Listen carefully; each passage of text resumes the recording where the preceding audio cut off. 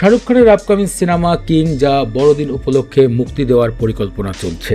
শাহরুখ খানের কিং সিনেমাটি এর মধ্যে ছোট একটি প্রথম লুক নিয়ে হাজির হয়েছে, তাতে বাজিমত করেছে নেট দুনিয়া। রেড চিলি এন্টারটেনমেন্টের সব থেকে বড় একটি সিনেমা হতে চলেছে কিং।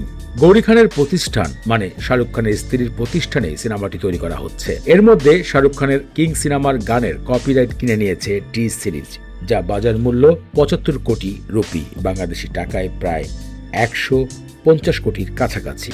গণমাধ্যমে শাহরুখ খান জানিয়েছেন সিনেমাটি আগামী বড়দিন উপলক্ষে বিশ্বে ৫২টি দেশে মুক্তি দেওয়া হবে এবং অনেক ক্ষেত্রে জানা গিয়েছে শাহরুখ খানের অ্যাকশন সিনেমার শেষ হতে চলেছে কিং সিনেমার মাধ্যমে। চোখে পড়েছিল পাঠান এবং জওয়ানের মতন সিনেমায়, যেখানে শাহরুখ খানের বয়স ৫০ বছরের বেশি ছিল, সেখানে দুর্দান্ত অ্যাকশন করে পুরো বিশ্বকে দেখিয়ে দিয়েছে এখনো শাহরুখ খান অ্যাকশন দৃশ্য করতে পারে।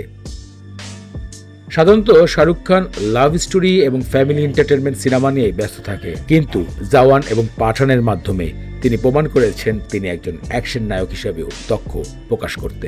সম্প্রতি গণমাধ্যমে জানা গিয়েছে বড়দিন উপলক্ষে সিনেমাটি মুক্তি দেওয়া হবে, আর এই সিনেমার গানগুলোর টি সিরিজ ইতিমধ্যে কিনে নিয়েছে কপিরাইট।